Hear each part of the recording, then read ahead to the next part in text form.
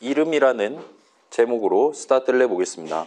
그래서 자, 우리 지난 시간 여러분 영상 보고 왔습니까? 저라면 안 봤을 겁니다. 아무튼 간에 다양한 연산자들 있다라는 거 확인해 봤었고, 그래서 직접 홈페이지 가서 표를 하나 구경을 해보면서 뭐 다양한 친구들 있다, 그 다음에 그 표에 높은 층에 살고 있는 친구들이 더 강한 연산자다 등등 해서 뭐 이런저런 얘기하긴 했는데, 뭐 이거를 자연스럽게 터득하시게 될 거니까 굳이 외우실 필요는 없을 것 같습니다. 애매하다 싶으면 괄호를 치시면 되니까 너무 걱정은 안 하셔도 좋을 것 같아요.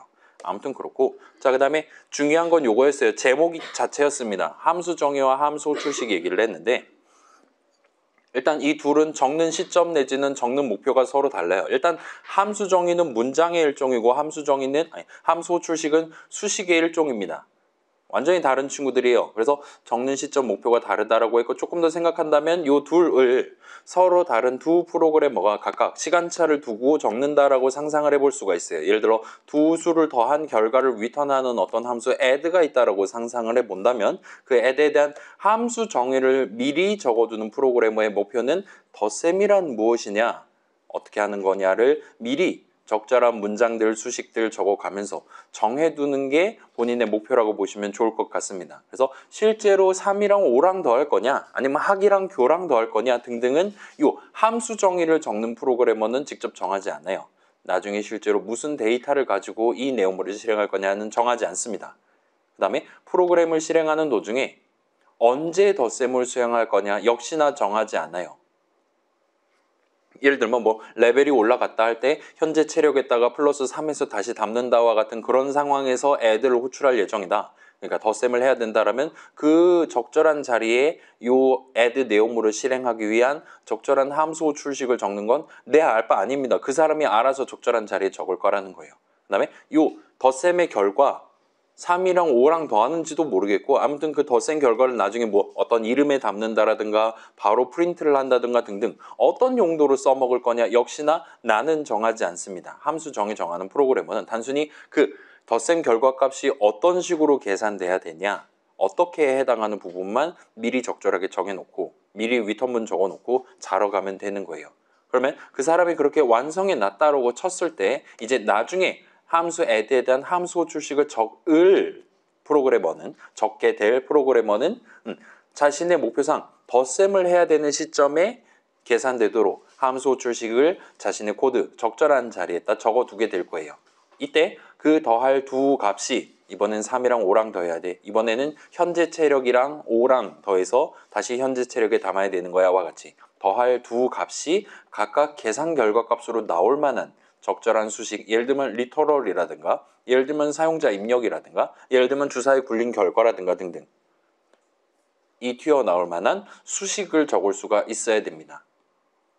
그렇게 적음으로써 함수 출식 괄호 안에다 적음으로써 이번에는 뭐랑 뭐를 더할 거냐, 무슨 데이터를 써서 저기 적혀있는 내용물을 실행할 거냐를 정하는 셈이 되는 거예요. 그리고 그렇게 만든 함수 출식을 다른 수식 또는 문장, 예를 들면 대표적으로 할당문이 있을 수 있겠죠. 포함시킴으로써 덧셈 결과값을 어떻게 사용할 거냐, 다른 덧셈에 쓴다, 또는 이제 예를 들면 리졸트에다 담는다와 같이 결정하는 게 가능합니다. 그래서 이 사람은 뭘 모르냐, 덧셈이라는 걸 구체적으로 어떻게 하는 거냐는 이 사람은 몰라도 돼요. 적당히 레프트랑 라이트 더해서 리턴한데 정도만 알아두고 저 add라는 함수에 대한 함수 출식을 큰 무리 없이 적으실 수가 있게 될 겁니다. 아무튼 이렇게 두 사람이 팀워크를 해가면서 하나의 프로그램을 만든다를 상상해 보시면 그럭저럭 양쪽의 의미를 서로 구분해서 가져가실 수 있을 거예요. 그래서 우리 지금 과제 넘버 1 같은 경우는 제가 누누이 강조했지만 결국은 new number baseable 함수적인 내용을 쳐다보면서 한숨 쉬면서 두 줄을 보내고 남은 한 주 동안 열심히 완성해가지고 마지막 날 제출한 친구들이 수두룩 빽빽 할 거란 말이에요. 자, 과제 넘버 1 같은 경우에는 개입용 함수 그 자체에 대한 내용물은 몰라도 됐어요. 여러분은 그 과제 설명서에 적혀있는 게임 규칙 한국말로 적혀있는 거 읽어보고 목표 1 수행하면서 적절히 내가 직접 그 함수에 대한 함수 출식 계산해 가면서 엔터 쳐가면서 적당히 규칙만 알고 있으면 큰 무리 없이 그런 규칙 하에 사용자도 게임을 한판 해볼 수 있는 게임이라는 함수에 대한 함수 정의를 만드실 수 있었을 겁니다. 그래서 그래서 게임 한 라운드를 진행할 데이터를 계산해서 담아두는, 그걸 사용자로부터 입력받을 수도 있고 또는 이제 적절한 약간의 인공지능 비슷한 걸 해서 아무튼 다음번에 4, 5, 6 해야지와 같이 결정해서 담아주는 복잡한 코드를 적을 수도 있고, 아무튼 미리 할당문을 미리 실행될 수 있을 만한 할당문을 위에다가 적어두고 그렇게 미리 담아둔 데이터들을 사용하도록 개입용 함수에 대한 함수 출식, 예를 들면 g 괄호열고 초이스 0, 초이스 1, 초이스 2와 같이 g 괄호열고 x, y와 같이 그런 느낌이 되도록 개입용 함수에 대한 함수 출식을 적는 게 가능했을 거예요. 그 다음에 그 함수 출식을 할당문의 는 오른쪽, 그래서 그 이번 게임 한 라운드 돌린 결과를 리졸트에 담고 끝을 내겠어와 같이 할당문을 구성하는 게 가능했을 겁니다. 그 다음에 그렇게 담아둔 게임 결과에 해당하는 데이터를 분석해서 적절한 메시지를 출력하는 분기 흐름을 최종적으로 구성해 두면 됐어요. 그래서 승리하셨습니다, 패배하셨습니다, 뭐 원 스트라이크 원볼입니다, 여러 메시지들 중에 지금 현재 결과에 맞는 적절한 하나를 출력할 수 있도록 분기 흐름을 구성하는 게 가능했고, 아마 보통 여기서 민증을 깐다라는 표현을 여러분이 다시금 되뇌이면서 값의 형식을 중요하게 생각하는 기회가 됐었을 겁니다. 자, 그래서 과제 넘버1에서 여러분의 목표는 일단 개입용 함수에 대한 목표는 개임 그 자체를 만드는 게 아니었어요. 개입용 함수에 대한 함수 출식을 유효하게 적는 게 목표였습니다. 이번에 사용자가 고른 숫자가 튀어나올 만한 적절한 수식을 G 괄호열고 닫고 그 괄호 안에다가 적었어야 됐어요. 그 다음에 거기까지만 하면 일단은 게임을 돌리는 건 가능한데, 저 사람이 다음번에 숫자 3개를 유효한 걸 고를 수 있게 하려면 이번 결과를 이번 마지막에 출력을 해준 다음에 다음으로 넘어갔어야 될 겁니다. 그래서 그런 느낌의 데이터 흐름 있는 거를 진행을 해볼 수 있었고, 그 과정에서 우리는 개입용 함수에 대한 함수 출식 및 걔가 포함되어 있는 적절한 할당문을 적어봤었을 겁니다. 자, 과제 넘버2 같은 경우는 여기선 지금 입장이 반대가 됐어요. 여러분은 대결이란 이렇게 하는 것이다. 편파적으로 설정을 하는 게 현재 목표입니다. 그렇게 잘 함수적인 내용을 잘 구성해 두고 컨트롤 S 눌러서 저장한 다음에 Alt 탭한 다음에 F5 누르면 나는 잘 모르겠지만 아무튼 테스터인가 뭔가 하는 친구가 내가 지금 함수 정의 적어둔 그 함수에 대한 함수 출식을 연거푸 계산을 해요. 서로 다른 데이터 담아가면서 계산해서 이 지금 이게 제출 가능한 거냐 그렇지 않냐를 판단을 내려줬었습니다. 그래서 지가 알아서 호출 열심히 하다가 제출 가능을 최종적으로 출력을 해주게 될 거예요. 그러니까 별로 어렵지 않으니까 함수 정의 적는 프로그래머 입장을 한번 경험을 해보시면 좋을 것 같습니다. 그리고 그 와중에 지금 꽤나 많은 대괄호 수식들을 여러분이 지금 적고 있을 거예요. 그 다음에 길다면 길 수도 있고 복잡하다면 복잡하다고 할 수 있는 나만의 분기 흐름을 지금 열심히 구성하고 계실 겁니다. 아무튼 해보시면 좋을 것 같아요. 자, 6주차 영상까지 구경하고 과제 넘버2 하시는 걸 추천드려요. 그러면 좀 더 쉽게 하실 수 있을 겁니다. 아무튼 그렇습니다. 자, 그래서 지금 시점에 우리가 직접 제가 작성한 내용 포함해서 과제 전체 코드를 전부 다 여러분 손으로 적는 건 아마도 어려울 거예요. 저는 가급적이면 여러분이 지금 굳이 막 별도의 라이브러리 설치하지 않고도 얼마든지 임포트문 정도만 적으면 얼마든지 써먹을 수 있는 요소들만 가지고 제 코드를 적어 가고 있거든요. 물론 이거는 여러분 후반부 우리만의 GUI 프로그램 만들 때도 마찬가지입니다. 여러분이 별도로 따로 설치하지 않아도 소위 말하는 순정 파이썬만 가지고도 이런저런 것까지 해볼 수 있다라고 느끼실 수 있도록 저 또한 무조건 순정 내용들만 가지고 1학년 수업이니까요. 순정 내용들만 가지고 과제 코드들을 작성을 하고 있어요. 그래서 여러분도 원한다면 제가 적어놓은 코드를 여러분도 적을 수 있기는 한데 아마 그게 쉽지만은 않을 겁니다. 그렇죠? 저는 지금 30년 넘게 하고 있는 고인물이고 여러분은 이제 시작하는 백지 상태 친구니까 그게 차이가 없으면 제가 나쁜 놈이 되는 거잖아요. 월급 도적질하고 있는 거잖아요. 그러면 안 되니까요. 아무튼 자, 그래서 요거는 제가 만든 과제 코드뿐만 아니라 인풋이나 프린트에 대해서도 마찬가지예요. 얘네 둘은 지금 저도 30년 한 저도 파이썬의 인풋이라는 함수에 대한 함수적인 내용을 한 번에 성공적으로 적을 수 있다 보장을 절대로 할 수가 없을 정도로 엄청 복잡한 친구들이에요. 그나마 인풋은 쉽습니다. 키보드는 보통 하나밖에 안 달려 있으니까요. 프린트는 여러분이 요구하는 그 수많은 출력거리들을 항상 동등한 느낌으로 출력해 줄 수 있도록 만들기 위해 막 뭐 end는 뭐 마지막에 물음표 붙이네 만에 그런 옵션들도 막 지정할 수 있어야 되고 막 아이고 프로그래머들이 생각보다 깐깐하고 생각보다 요구하는 게 많은 직장인들이기 때문에 그런 사람들을 상대하기 위한 프린트는 상대적으로 짜기가 훨씬 더 어려워요. 몇만 줄 들어오니 4-5배 정도 차이가 납니다. 인풋은 사용자가 키보드 입력하는 거잖아요. 사용자가 막 욕한다고 그걸 막 음성인식 해줄 필요가 전혀 없습니다. 인풋은. 그렇기 때문에 인수도 하나만 받고 리턴값 하나만 던져주면 되는 거예요. 애드보다도 쉽습니다. 어떤 측면에서는. 물론 키보드에서 데이터를 가져오는 게 어렵긴 하지만 아무튼 그래요. 프린트에 비하면 쉬운 편이에요. 아무튼 둘 다 복잡한 친구들이에요. 물론 이 둘뿐만 아니라 타임점슬립이라든가 간단한 숫자 덧셈조차도 파이썬 동네에서는 전부 다 함수 개념을 도입해 가면서 미리 구성해 뒀다라는 걸 우리 6주차 영상 가장 마지막 부분에 간단한 실습으로 지금 구경을 해봤었습니다. 그래서 당시 연산자 구경할 때 결론도 뭐 애드니 뭘이니 그런 우리가 지금 예쁘게 적어둔 덧셈식, 곱셈식 조합을 뒤에 있는 파이썬 인터프리터는 걔네들을 함수 호출식의 조합으로서 중첩으로서 다루고 있는 것 같다라고 결론을 내리고 넘어갈 수가 있었다 보시면 돼요. 그래서 지난주 내용 그럭저럭 중요하다 말할 수 있습니다. 아무튼 그렇기 때문에 프로그래머로서 여러분이 지금보다 조금 더 나은 실력을 갖추기 위해서 요 함수 얘기를 종종 복습해 보면서 내가 항상 이 프로그램을 만들기 위한 모든 내용들, 여기서 사용하고 있는 모든 함수에 대한 함수적인 내용을 포함해서 그런 모든 내용들을 다 기억하고 다 고려해 가면서 코드를 짤 필요는 없다라는 걸 꼭 상기를 해 두시면 좋을 것 같습니다. 그래서 내가 지금 적는 코드가 뭐의 내용물인지, 이게 언제 실행될 건지, 그 다음에 그 시점에 내가 사용할 수 있는 데이터가 뭐가 있는지, 걔가 어디에 담겨 있는지 정도만 알고 하루하루를 사시면 되는 거예요. 좀 더 먼 계획을, 좀 더 장기적인 계획을 해야 된다? 그러면 일단 주석을 적고 그 다음에 단기적인 계획들로 나눠가면서 실시간으로 나눠가면서 진행하시면 됩니다. 그리고 그런 느낌을 여러분이 좀 더 적극적으로 구사하실 수 있도록 함수 개념이 들어가 있다 보면 돼요. 시점을 나누는 겁니다. 함수 정의 적는 시점과 함수 호출식 적는 시점을요. 아무튼 뭔가 좀 복잡해 보이고 뭔가 좀 느려질 것 같다라고 느낀 친구들도 있었을 수도 있어요. 근데 그렇지 않고 심지어 파이썬 동네는 여러분이 그렇게 함수 정의나 함수 호출식을 적어가면서 프로그램을 구성할 때 오히려 훨씬 더 효율적으로 동작하도록 구성되어 있다는 걸 역시나 확인해 볼 수 있었어요. 자, 요거는 제가 스포일하기 싫으니까 여러분 6주차 수업 영상 조회수를 여러분 눈으로 올려주시면 됩니다. 마지막에 재밌는 실습이 있으니까 한번 구경해 보세요. 아무튼 그렇습니다.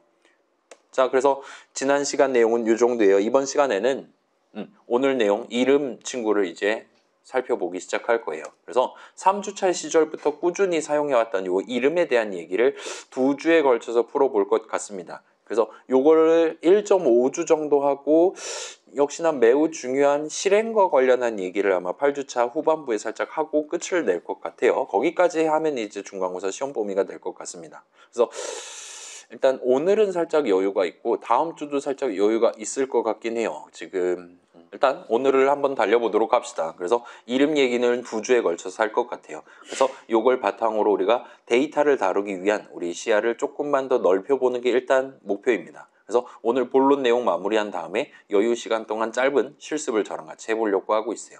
그래서 이번 파트 매우 중요하니까 여러분, 자, 우리 지금 한숨 나오기 시작했잖아요. 느낀 점에 이제 살려주세요가 등장하기 시작했습니다, 여러분.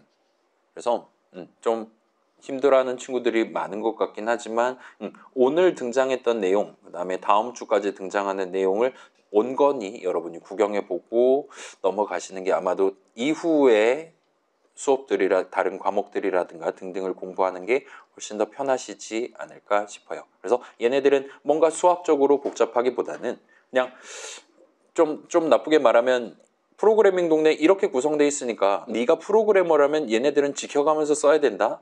와 같은 느낌으로 여러분들한테 일종의 주입식 교육을 하는 느낌이라서 어쩌면 여러분이 이전에 나는 이렇게 예상해 왔는데 파이썬 인터프리터 이렇게 동작할 거다 예상해 왔는데 이 설명 내용이랑 내 생각이랑 다르다라면 아쉽지만 저는 팩트를 전달하고 있는 거니까 여러분의 생각을 살짝 되짚어보고 내 예상이랑 다르게 저 친구는 이렇게 동작하는구나 납득해두고 고쳐두고 넘어가시면 나중이 편하실 것 같습니다. 그걸 지금 시점에 해두시면 편하게 2, 3, 4학년을 누리실 수 있을 거예요. 그래서 시작하기 전에 이름과 관련한 3주차 때 등장했다 그랬는데 관련한 복습 살짝 진행하고 이름 사전의 소유주들과 관련한 얘기들을 조금씩 할 겁니다. 그래서 요거는 지금은 봐도 잘 모르겠어요. 이따가 다시 한번 소개하도록 할게요. 아무튼 오늘 새로 나오는 단어는 모듈이라는 단어랑 스코프라는 단어가 새로 등장을 할 겁니다. 그래서 스타트를 해봅시다.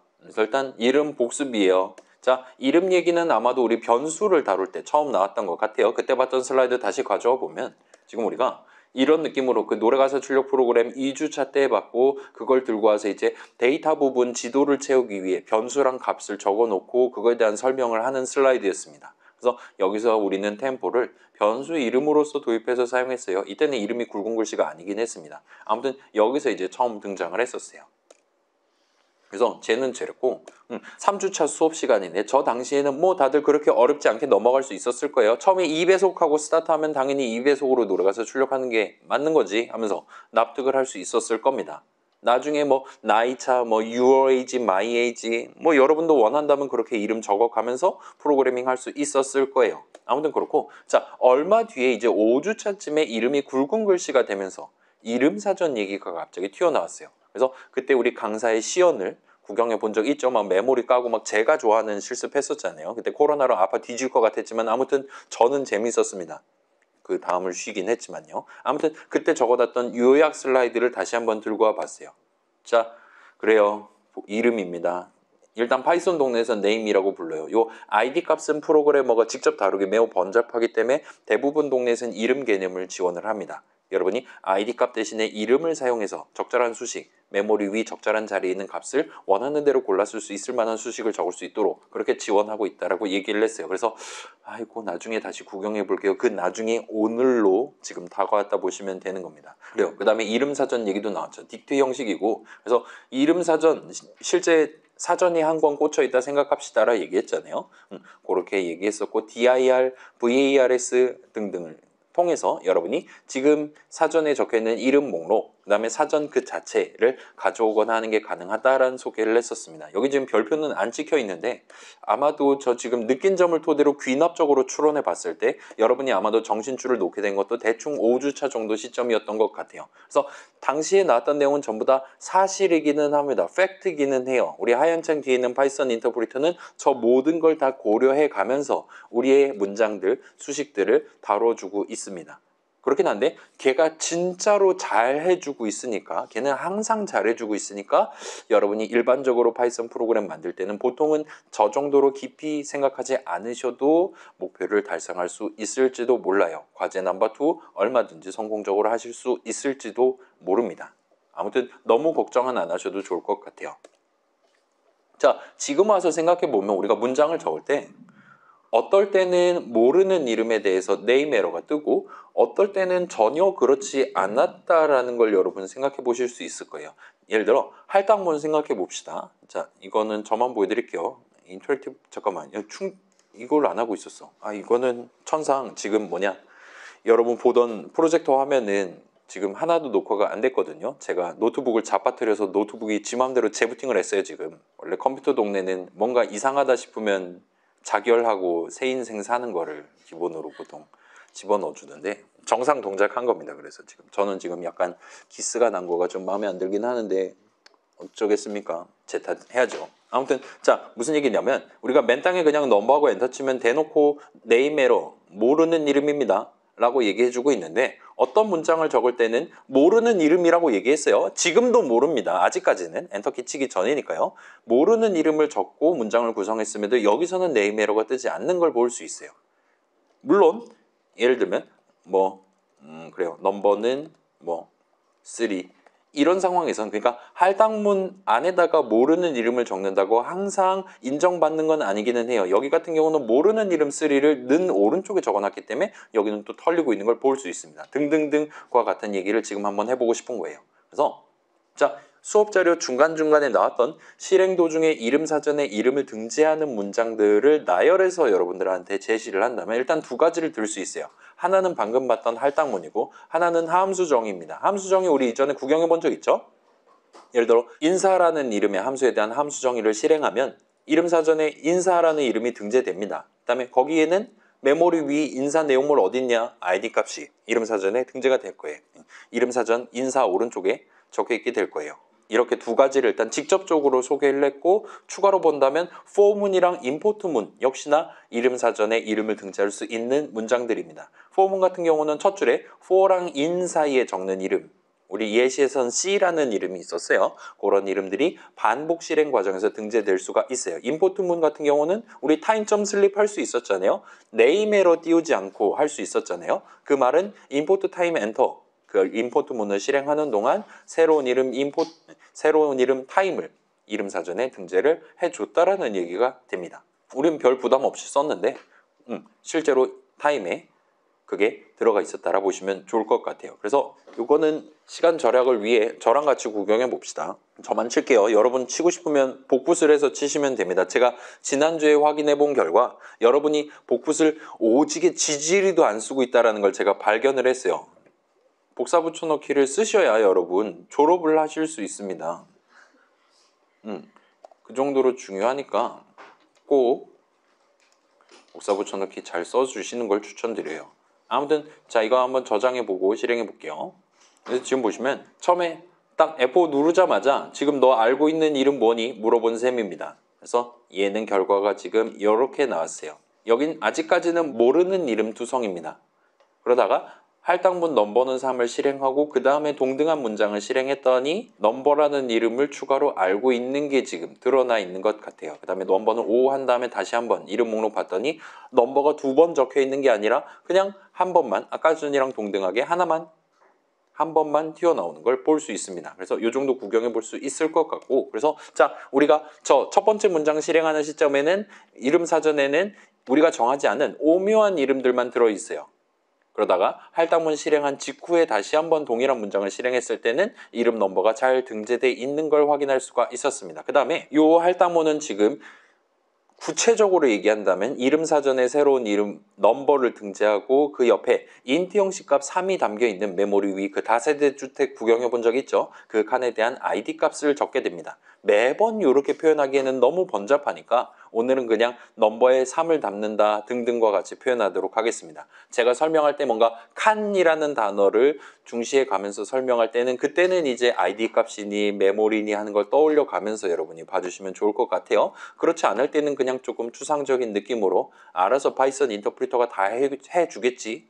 실제로 잘 해주니까 편하게 생각하셔도 좋을 것 같습니다. 아무튼 그렇고 자 그래서 이 할당문을 실행하는 시점에는 이미 이름 사전에 넘버가 적혀 있어요. 따라서 이름 사전의 넘버를 2번 영겁 후 등재를 하는 게 아니라 그냥 그 넘버에 5를 담게 됩니다. 원래 3이 담겨 있었던 바로 그 아이디 3이 적혀 있었던 이름 사전 그 자리에 아이디 5를 적게 되는 거예요.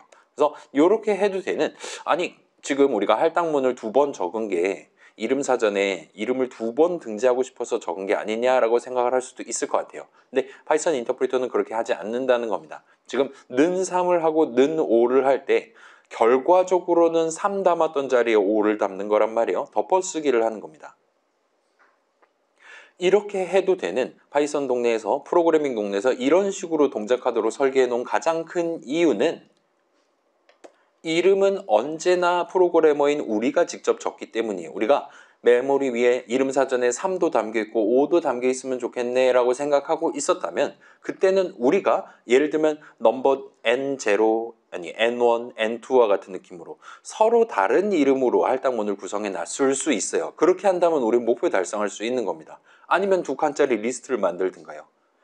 얼마든지 할 수 있었음에도 불구하고 굳이 아까 전에 적었던 이름 넘버를 여기서 또다시 적는다라는 건 아마도 원래 3이 담겨 있었던 바로 거기다가 5를 담으라는 거구나라고 파이썬 인터프리터는 프로그래밍 업계에서는 생각을 한다는 거예요. 그래서 이 문장은 아까 3 담았던 바로 그 이름 자리에 바로 그 이름에다가 5를 담는 문장으로서 간주되는 겁니다. 그래서 최종적으로 5만 담겨 있게 될 거예요. 그래서 이 정도 하면 일단 첫 번째 시가 끝나고 그 다음 걸 한번 봅시다. 우리 지금 이름 사전, 이름 등재할 수 있는 문장 해가지고 4가지를 소개를 했는데 걔네들을 차근차근 구경해 보려고 하는 거예요. 그래서 여기까지 해서 주석은 안 적으셔도 돼요. 알았어요. 그 다음에 저장하고 실행하시면 이번에는 함수 정의 실행하고 이름 목록 보고 폼은 실행하고 이름 목록 보고를 하고 있다 보시면 돼요. 그래서 F4 눌러볼게요. 보시면 여기까지가 방금 전 내용이고 여러분 구경하시기 쉽도록 제가 조금 추가를 할게요. 이러면 구분 못할 리가 없겠지. 아, 좋아요. 훌륭합니다. 그래서 위에랑 다르게 여기는 funk라는 이름이 새로 등장했고 여기는 C라는 이름이 새로 등재되어 있는 걸 확인할 수 있습니다. 언제? 함수정이 실행한 직후, 그 다음에 이런 느낌의 포문을 실행한 직후예요. 그래서 이 정도를 일단 구경할 수 있을 것 같고 지금 뭔가 새로운 게 튀어나왔는데 일단은 함수정이 역시나 마치 할당문처럼 이름 func에다가 함수 내용물을 담게 돼요.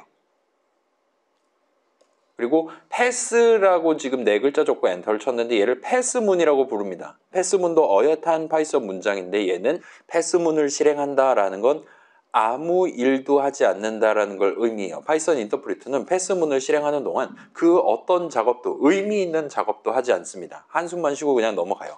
그래서 여러분이 문장을 적기는 해야 되는데 문장을 하나 이상 적어야 되는 상황에서 특별히 지금 파이썬 인터프리터한테 시킬 만한 일은 없을 때 그럴 때 패스문을 대신 적어두는 게 가능합니다.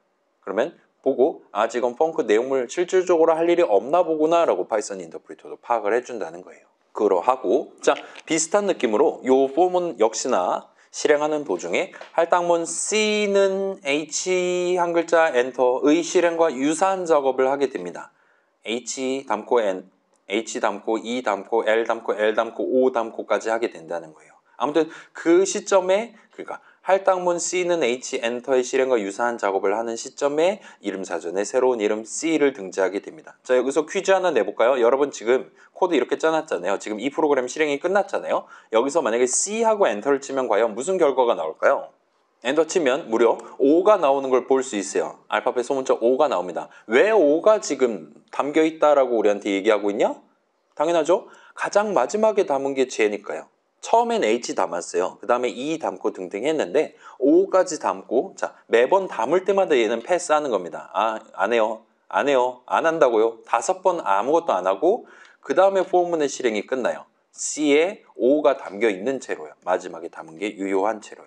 그래서 C 마지막에 5가 담기는 걸 보실 수가 있습니다. 아무튼 지금 실제로 성공적으로 등재돼 있고 당연히 처음에 H를 담고 스타트를 했을 테니까 그 H를 담는 시점에 새로운 이름 C를 등재했다라고 얼마든지 합리적으로 유추할 수 있을 겁니다. 그럼 이제 마지막으로 한번 봅시다. 저는 이런 실습을 좋아하거든요. 자, 이번에는 임포트문을 실행하기 전과 후를 비교하면 뭐 우리 얼마든지 납득할 수 있죠. 타임이라는 이름이 등재되어 있는 걸 볼 수 있습니다. 이게 등재되어 있기 때문에 우리는 타임하고 점을 찍고 그 안에 들어있는 슬립이라든가를 쓸 수 있었던 거예요. 라고 봐주시면 좋을 것 같고 얘 같은 경우는 지금 새로운 이름 i를 여기다 적어놨어요. 그렇긴 한데 in 한 다음에 여기다가 0칸짜리 리스트가 나올 만한 수식을 적어놨습니다. 따라서 이 포문은 내용물을 0번 반복할 거예요. 지금 패스긴 하니까 패스긴 한데 아무튼 간에 그렇다 보니까 지금은 i라는 이름이 지금 이게 여기서 출력한 게 위에 거고 이 폼은 실행한 직후에 출력한 게 이거거든요. 아래에 있는 거거든요. 지금 보시면 i라는 이름은 등재가 되지 않은 걸 볼 수 있어요. 우리가 분명히 이 폼은 적을 때 i라는 새로운 이름 적어놨음에도 불구하고 등재되지 않은 겁니다. 만약에 얘가 예를 들어 길이가 1인 리스트였다면 그때는 얘기가 달라졌을지 몰라요. 그때는 i라는 이름이 등재가 됐을 수도 있습니다. 근데 지금은 길이가 0인 시퀀스가 튀어나올 만한 시퀀스 형식 값이 튀어나올 만한 수식을 적어놨다 보니까 내용물을 0번 반복했어요. 근데 for는 i의 적절한 값을 담는데 성공할 때마다 내용물을 실행하거든요. 근데 적절한 값이 0개 들어있었어요. 따라서 내용물을 0번 실행합니다. 왜냐? i의 뭔가를 담는 행위를 단 한 번도 성공적으로 할 수 없었기 때문이에요. 그렇기 때문에 i는 어쩌고에 해당하는 작업을 단 한 번도 하지 않았고 요 위에 오리지널 버전에서는 그렇다 보니까 i를 이름 사전에 등재를 하는 것조차도 하지 않았다라 봐주시면 좋을 것 같습니다. 그래서 임포트문 정확히 이 친구가 어떻게 동작하는지는 지금은 몰라도 괜찮습니다. 아무튼 나중에 우리가 그 현실 시간 개념을 실제로 쓸 수 있도록 이름 사전에 새로운 이름 타임을 등재해 가면서 뭔가 적절한 내용물을 담아줬어요. 슬립 등등이 포함되어 있는 그래서 우리는 성공적으로 쓸 수 있었습니다. 어떻게? 이름 타임을 적어가면서요. 그 다음에 이 포문 같은 경우는 우리가 새로운 이름 i를 적어뒀음에도 불구하고 실행 도중에 할당문 i는 어쩌고의 실행과 유사한 작업을 단 한 번도 하지 않기 때문에 결과적으로 이 포문을 실행하는 도중에 이름 사전에 이름 i를 등재하지 않는 걸 보실 수가 있어요. 그래서 여기까지 요약하면 대충 정리할 수 있습니다. 이름 사전에 이름을 적는 문장들이 별도로 존재해요. 전부 다 가능한 건 아닙니다. 몇몇 문장들만 가능해요. 우리가 배운 선 안에서 4개가 있었습니다. 이 친구들의 공통점은 실행하는 도중에 할당문의 실행과 유사한 작업을 한다는 거예요. func는 함수 내용물이에요. time은 그 현실 시간 덩어리예요. 그 다음에 이런 문장들을 적을 때 여러분은 그 문법적으로 구분되어 있는 특정 자리에다가 이름을 적어두는 게 가능해요. 예를 들면 for랑 in 사이라든가 는 왼쪽이라든가 등등해요. 그래서 그 이름을 실질적으로 사용하는 시점에 아직 그 이름이 이름 사전에 없다면 등재해 줍니다.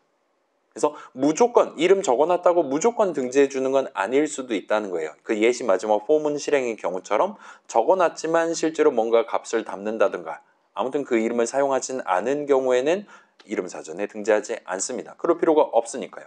그래서 이 경우가 아닌 다른 상황에서 이름 사전에 등재되어 있지 않은 이름을 계산하면 오류가 납니다. 예를 들면 지금 여전히 우리는 다양한 이름들을 알게 되긴 했지만 이름 사전에 없는 이름을 예를 들면 뭐가 있을까요? if3와 같은 느낌으로 하면 네임 에러가 얼마든지 뜰 수 있다는 거예요. 왜냐하면 if문은 저 조건식 자리에 적혀있는 모르는 이름 실행하는 동안 이름 사전에 등재해주는 그런 문장이 아니기 때문이에요. 라고 봐주시면 좋을 것 같아요.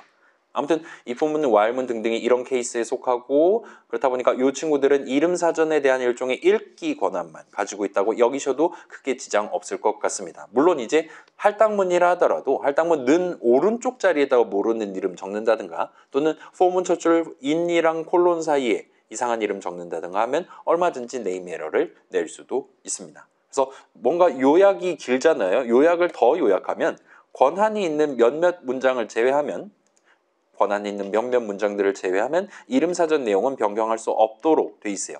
권한이 있다고 하더라도 꼭 필요할 때만 이름 사전을 고치도록 돼 있습니다. 새로운 이름을 등재하거나 원래 3 담겨 있던데 5를 담거나 할 수 있도록 돼 있어요. 그 꼭 필요할 때란 사실상 그 이름의 새 값을 담을 때 데이터 흐름을 발생시킬 때라고 말할 수가 있습니다. 그래서 이 두 내용들 중에 이번 파트에서 이름이라고 지금 소개하고 있는데 이번 파트에서 중요한 건 두 번째 줄이라고 볼 수 있을 것 같아요.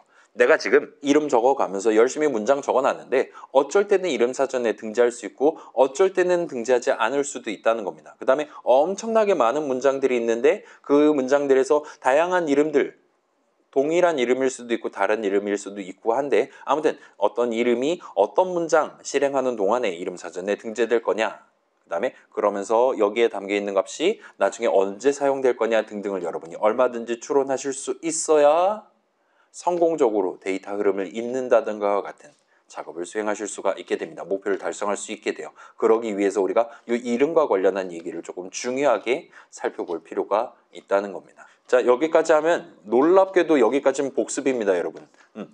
오늘의 본론을 접할 준비가 어느 정도 끝이 날 것 같아요. 오늘 본론 제목은 일단 이름입니다. 자, 그래서 본론 시작이에요. 우리 지난 수업에서 메모리 그림 여러분들한테 보여드린 적이 있는데 그 엄청 길다래요. 막 그런 얘기 한 적이 있잖아요. 그 그림에는 일단 이름 사전이 하나만 그려져 있었어요.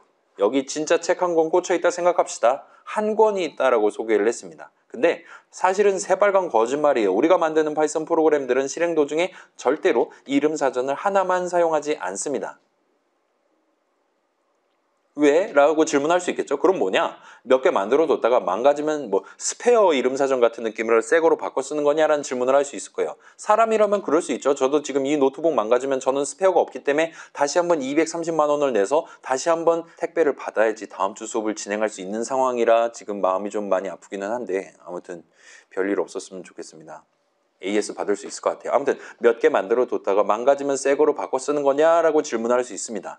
그리고 사실 그것도 맞기는 해요. 근데 요건 조금 곁다리 얘기고 사실 이름 사전은 나름의 소유권이 존재하는 친구예요. 누구 거, 내 거, 저 사람 거 등등 이렇게 말할 만한 그 주체가 존재하는 친구라고 보시면 좋을 것 같습니다. 그래서 자, 요거는 같이 한번 해보도록 합시다. 아직은 우리 시간 여유가 있는 것 같으니까 지금 48 슬라이드란 말이죠. 인터랙티브에서 살짝 돌아와서 요 문장들을 하나씩 적어서 한번 실행해 보세요. 임포트 문이죠. 그 다음에 타임.슬립 임포트 잘 됐나 확인해보는 느낌입니다. 그 다음에 dir 괄호 열고 닫고 해보시고 dir 타임 괄호 닫고를 한번 해보세요. 우리 이전에 dir int 괄호 열고 닫고를 해본 적 있고 여기선 지금 타임이라는 이름을 썼다 보시면 됩니다. 여러분 하시는 동안 저는 잠깐 뒷수업을 빠르게 진행할 준비를 해두고 올게요. 재부팅을 하도록 하겠습니다. 임포트 타임에도 치고 타임.슬립 이건 사실 안 해도 되는 거죠. 0.1초 잠들었어요. dir 괄호 열고 닫고 하면 우리한테 익숙한 그 이름 목록이 나옵니다. 타임이 등재되어 있죠. 그 다음에 dir 괄호 열고 타임까지 해보는 게 현재 내용이라 보시면 됩니다. 그리고 엔터를 치면 놀랄 만한 내용이 튀어나오는 걸 볼 수 있어요. 그래서 지금 보면 일단 이런 느낌대로 출력되면 성공입니다. 그래서 우리 일단 괄호 안에 아무것도 적지 않은 dir 호출식을 계산하면 내 이름 사전에 등재되어 있는 my 이름 사전에 등재되어 있는 이름들의 목록을 보여줘요. 잘은 모르겠지만 납니다. 일단은. 그 다음에 이름 사전 dir 괄호 안에 호출식 괄호 안에 뭔가를 적고 계산하면 이 친구의 걔의 이름 사전의 이름 목록을 보여줘요. 지금 같은 경우는 타임의 이름 사전에 등재되어 있는 이름들을 보여준다 보시면 됩니다.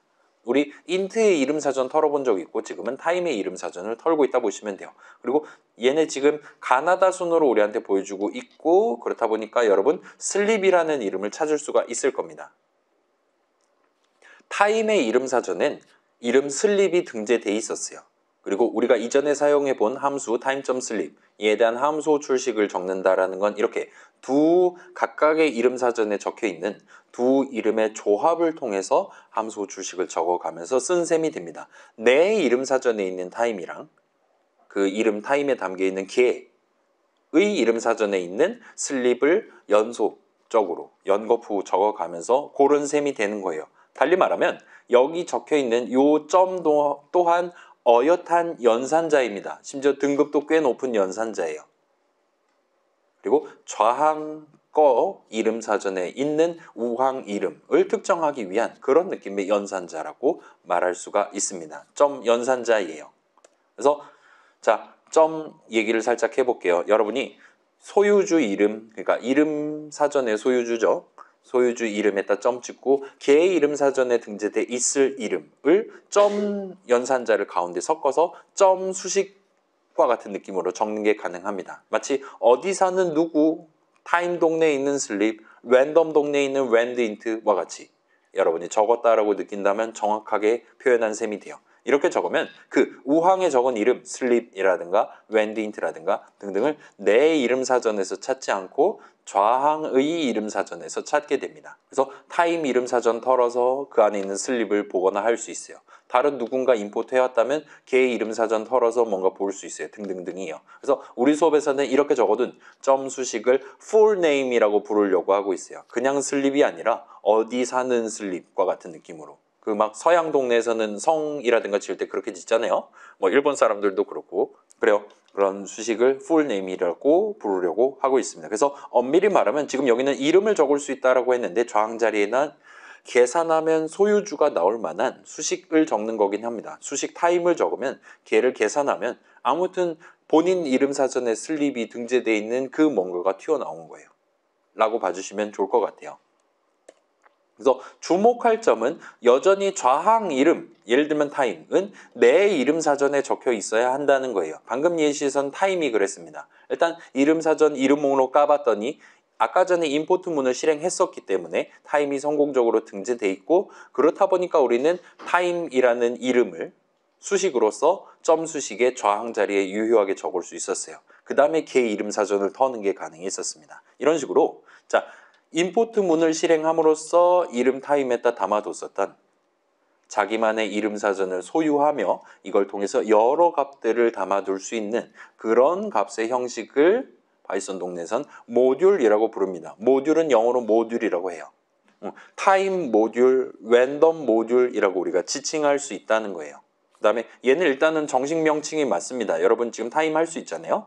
타임의 민증을 까면 얘는 진짜로 모듈 형식입니다라고 우리한테 얘기해줘요. 이게 진짜 정식 명칭입니다. 아무튼 그래요. 그래서 모듈이라고 불러요. 그래서 모듈 말 나온 김에 잠깐 설명해 보면 아쉽게도 이 모듈이 정확히 뭔지는 지금 1학년 1학기 시점에 알기는 어렵습니다. 조금 슬프지만 뭔가 복잡한 사연이 있는 친구예요. 무슨 복잡한 사연이 있냐? 지금 당장 얘기하면 모듈은 일단 파일입니다. 자, 여러분 파일이 뭔지 알고 있습니까? 우리가 그냥 헬로월드 출력할 땐 기분 좋았어요. 노래 가사 출력할 때 아기자기했습니다. 그다음에 삼각형 출력할 때 그래도 할만했어요. 뭐 좀 복잡하긴 했지만 마름모까지 성공할 수 있었을 겁니다. 그러다가 메모리 얘기를 하기 시작하면서 우리 수업은 파국으로 치닫기 시작했어요. 그리고 이 모듈은 그 메모리와 쌍벽을 이루는 복잡한 무언가인 파일과 관련된 친구라고 봐주시면 좋을 것 같아요. 일단 여러분 파일은 메모리 위에 있는 게 아니죠. 여러분 노트북에 있는 파일은 예를 들면 C 드라이브에 사용자의 내 이름에 바탕화면에 등등 저장돼 있는 거잖아요. 달리 말하면 여러분 노트북에 달려있는 SSD 보조 기억 장치라고 부르는 그거에 저장돼 있고 여러분은 필요에 따라서 어떤 파일의 내용을 가져와서 메모리 위에 올려놓고 그걸 뭐 재생을 한다거나 그걸 뭐 내용을 편집해서 제출을 한다거나와 같이 각각의 파일들을 사용해 본 적이 있을 겁니다. 그래서 모듈이 뭐냐 질문한다면 일단 가장 쉬운 설명은 모듈은 파일이다라고 생각을 해버리는 거예요. 그래서 여러분이 만든 .py 파일, myfile.py는 F5를 누르거나 또는 문장 import myfile enter를 실행하면 하나의 모듈로서 간주돼서 파이썬 인터프리터가 다룰 수 있게 됩니다. 여러분이 프로그램 안에서 사용할 수 있게 돼요. 그래서 이때 import myfile enter를 실행한다라는 건 myfile.py에 적어둔 문장들 모듈의 내용물이 되는 거죠. 문장들을 한 번씩 순차 분기 반복 흐름에 따라서 한 번씩 실행해 가면서 메모리 위에 모듈 한 칸을 만들어 놓는 셈이 됩니다. 여러분이 뭔가 붙잡고 F5를 누르거나 또는 걔에 대한 임포트 문을 적어 놓거나 지금 우리 과제 넘버 2 같은 경우는 우리가 직접 내가 능력치 정보랑 대결이란 이렇게 하는 것이다 적어 놓은 .py 파일 그 자체를 M4를 누르진 않고 있어요. 대신에 tester.py를 붙잡고 그 안에다가 가장 먼저 내가 작성한 파일을 임포트해 오도록 임포트 문을 적어 놨습니다. 그래서 여러분이 tester.py를 붙잡고 F4를 누르면 걔가 하나의 모듈이 돼서 메모리 위에 올라가기 시작하는 거예요. 거기 안에 적혀있던 문장들을 실행하기 시작하는 겁니다. 그리고 그 와중에 가장 먼저 임포트 문을 실행할 거예요. 그렇기 때문에 여러분의 본론이 적혀있는 그 .py 파일 내용물을 일단은 한번 실행을 하고 온다 보시면 좋습니다. 그래서 여러분 캐릭터 능력치, 여러분 싸움 어떻게 하는 것이냐, 편파적인 진행 방법 같은 걸 알고 있는 상태로 실질적인 테스트를 시작할 수 있게 되는 거예요. 그래서 자, 하나의 모듈로 간주돼서 사용된다. 사용한다라는 건 그 안에 적혀있는 문장들을 한 번씩 실행한다라고 얘기를 했어요. 그래서 함수 정의의 실행이랑 조금 유사한 느낌이기는 한데 이 모듈 개념이 함수 정의랑 다르게 그 내용물 문장들을 진짜로 임포트 문을 실행하는 도중에 또는 F4를 누른 직후부터 진짜로 한 번씩 실행해주는 개념입니다. 자, 여러분 알다시피 함수 정의 문장의 일종이잖아요. 함수 정의를 실행한다고 해서 그 함수 내용물을 지금 시점에 실행하는 건 아닙니다. 단순히 얘는 인사란 이렇게 하는 거구나 에 해당하는 숫자들을 메모리 위에 올려놓는 것까지만 해요. 이름 등재해 놓는 것까지만 하는 게 함수 정의의 실행입니다. 근데 모듈을 뭔가 가져와서 쓴다라는 거, 임포트 해온다라는 건 진짜로 그 임포트 문을 실행하는 도중에 임포트 타임 한다라는 건 타임 모듈 내용물 문장을 지금 시점에 한번 실행한다라는 의미가 된다는 거예요.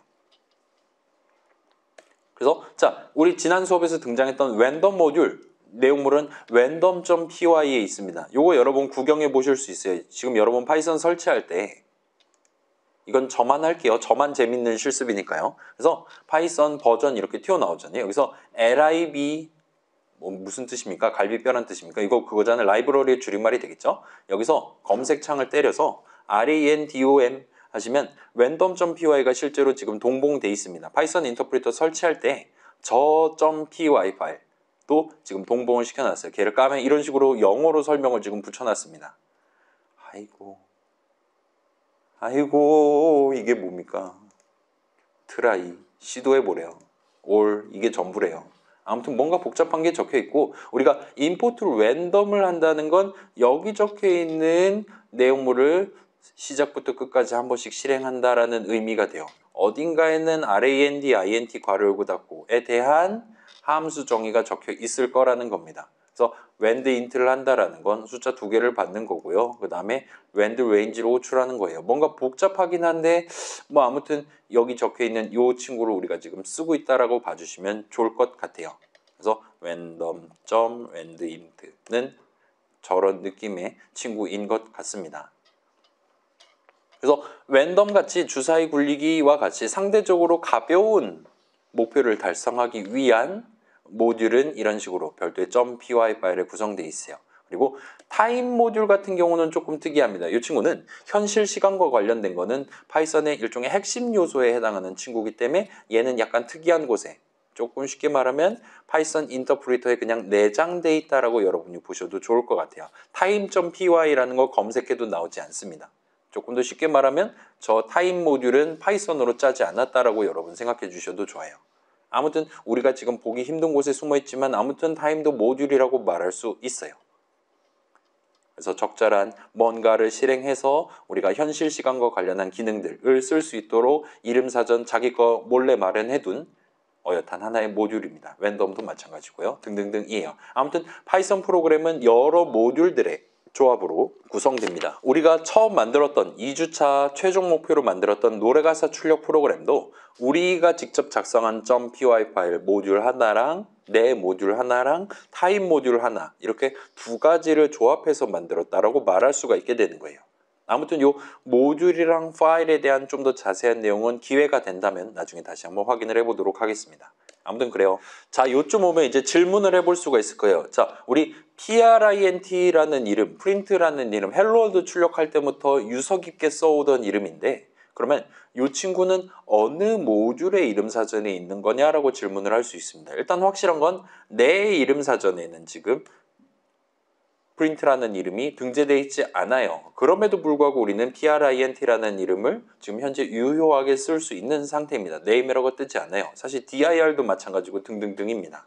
그래서 혹시나 이런 질문을 해본 친구가 있다면 그러면 상당히 훌륭하다라고 말할 수가 있을 것 같아요.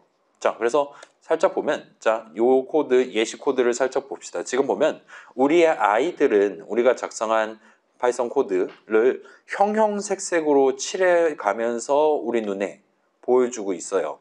그래서 자세히 보시면 예를 들어 이런 def, while, true 이런 키워드는 노란색으로 보여주고요. 그 다음에 함수 정의 첫 줄, 함수 이름은 나름 중요하니까 파란색으로 보여주고 있어요. 그 다음에 str 리터럴 같은 경우는 녹색으로 지금 보여주고 있습니다. 그 다음에 그런 것들도 다 아닌 괄호 열고 닫고 콜론, 뭐 초이스는 이런 것들은 일반 검정색. 저는 지금 밝은 모드니까 검정색이고 다크 모드 쓰는 친구들은 하얀색으로 보여줄 거예요. 자, 이거 막 그 게임 같은 데 보면 막 고급 등급이라든가 희귀 등급이라든가 막 그런 뭐 레전더리 등급 그런 식으로 색상 입힐 때 보통 제일 구린 게 녹색이고 그 다음에 파란색이고 제일 좋은 게 노란색이고 그러잖아요. 지금 여기 그게 고스란히 들어가 있다 보시면 되는 겁니다. 자, 그럼 지금 남은 색상이 하나가 남았어요. 그래서 보라색으로 보이는 글자, 프린트라든가 인풋이라든가 이런 글자들은 사실은 특별한 의미를 담고 있는 친구들이었습니다. 뭐냐면 이 이름이 빌트인 이름이다라는 걸 나타내고 있다 보시면 돼요. 빌트인 들어본 적 있습니까, 여러분?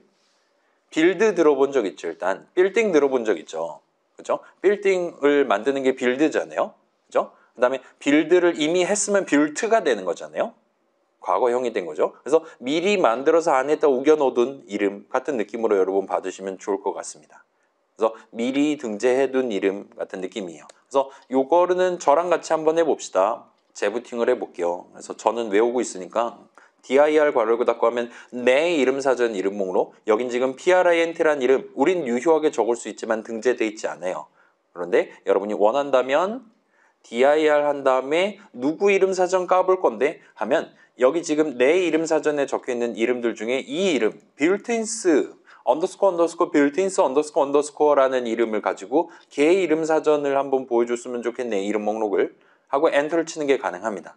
하면 엄청나게 많은 이름들이 저 친구 이름 사전에 등재가 돼 있는 것 같아요. 아이고 한도 끝도 없습니다. 그리고 한 다음에 점 찍고 살짝 기다렸다가 print 하면 프린트라는 이름은 사실 여기에 등재되어 있는 이 친구 이름 사전에 등재되어 있는 이름이었다라는 걸 여러분 확인해 보실 수 있어요.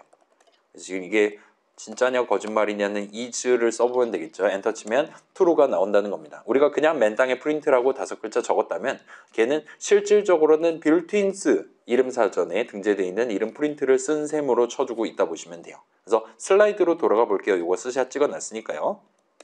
그래서 이런 일단 프린트 같은 경우는 지금 built-in, 방금 전에 나왔던 그 built-in이 담겨 있는 것 같아요. built-in function print입니다 라고 우리한테 소개하고 있는 것 같습니다. 뭐 그거는 그러려냐고 넘어가도 될 것 같고 이름 사전 내용 조금만 확대해서 보면 지금 이름 프린트는 여기에 들어있고 사실 여기는 이전에 본 적 있는 수많은 다른 보라색 이름들 죄다 여기 지금 꼭꼭 숨어 있다 보시면 될 것 같아요. bool, dir 그 자체, float, hex, id, list, len, str 뭐 등등등 타입도 여기 들어가 있고요.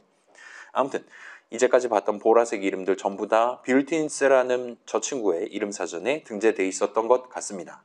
그 다음에 뭐 이거 정도는 지금 봐줄 수 있겠네요. built-ins 우리 지금 쓸 수 있잖아요. 이 친구는 지금 모듈입니다 라고 우리한테 얘기하고 있습니다. 그래서 민증 까보면 이 친구는 역시나 타임이라든가 랜덤 등등과 유사한 모듈이 지금 저 이름에 담겨 있다라 말할 수 있어요.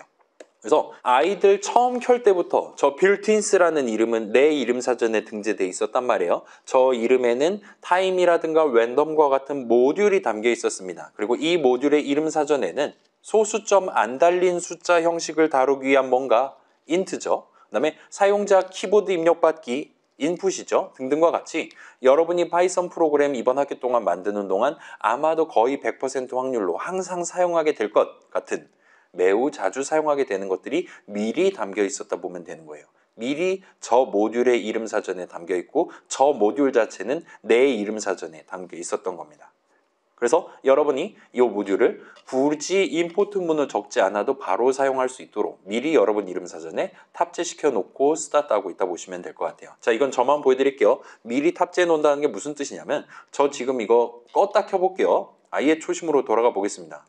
진짜로 완전 처음 켠 거죠. 그 상태에서 dir 괄호 닫고 해도 이 built-ins라는 이름은 미리 우리가 뭐 다른 문장 하나도 실행 안 했는데도 미리 탑재가 돼 있다는 거예요. 그 다음에 이 안에는 당연히 우리가 방금 썼던 dir에 포함되어 있었던 겁니다. 라고 봐주시면 좋을 것 같아요. 그래서 아이들 같은 경우는 우리 지금 제가 하얀 창이라고 부르고 있는 아이들 같은 경우는 이 built-ins 모듈의 이름 사전에 등재되어 있는 이름들을 보라색으로 보여주고 있는 것 같아요. 그래서 우리 수업에서는 저런 이름들을 built-in 이름이라고 줄여서 부르도록 하겠습니다. 자, 그래서 요건 좀 중요할 것 같아요. 이름 int 우리가 이제까지 써왔던 그런 이름들의 full name은 built-ins.int가 되는 거예요. 근데 매번 이렇게 길게 적기는 너무나도 귀찮기 때문에 built-ins 모듈의 이름 사전에 등재되어 있는 이름들은 여러분이 굳이 점 수식을 구상하지 않고 바로 그냥 적어도 되도록 돼 있어요. 항상 full name을 찍을 필요 없이 그냥 int 하면 바로 built-ins 이름 사전에 int를 쓴 셈으로 쳐줄 수 있다는 겁니다. 이런 일종의 특혜가 지금 들어가 있다 보시면 돼요. 특별한 규칙이. 그래서 파이썬 같은 경우는 파이썬 동네에서는 우리가 적은 이름이 내가 모듈이에요. 내 이름 사전에 없다면 자동으로 built-ins 이름 사전에 가서 그 이름을 찾게 됩니다. 그래서 내 이름 사전엔 int가 없지만 그 바로 다음에 built-ins 이름 사전 가서 빌트인 이름에 해당하는 int를 가져와서 원래 내가 목표로 했었던 그 작업을 수행해 줄 수 있다는 거예요. 그래서 두 이름 사전들 사이에 일종의 상하 관계, 전후 관계가 있다고 생각해 주셔도 좋을 것 같습니다. 반면 built-ins 이름 사전과 내 이름 사전 사이엔 그런 관계가 있는데 타임 모듈이랑 내 모듈 사이에는 그런 관계가 전혀 구성되어 있지 않아요. 그렇기 때문에 여러분이 타임.슬립을 사용할 때 그냥 슬립이라고 적는다고 내 이름 사전에 슬립 없으니까 타임 이름 사전 찾아봐야지 그런 서비스 제공 안 해준다는 겁니다. 따라서 이때는 어쩔 수 없이 여러분이 타임 이름 사전에 슬립을 쓰고 싶다라면 그때는 무조건 full name을 찍어주도록 그렇게 돼 있다라고 봐주시면 좋을 것 같아요. 무조건까지는 아니고 기본적으로는 그래야 된다고 봐주시면 좋을 것 같습니다. 그래서 이런 모양새이기 때문에 심지어 노래가사 출력 프로그램보다 더 먼저 만들었었던 헬로월드 출력하는 프로그램도 역시나 프린트라는 이름을 썼잖아요.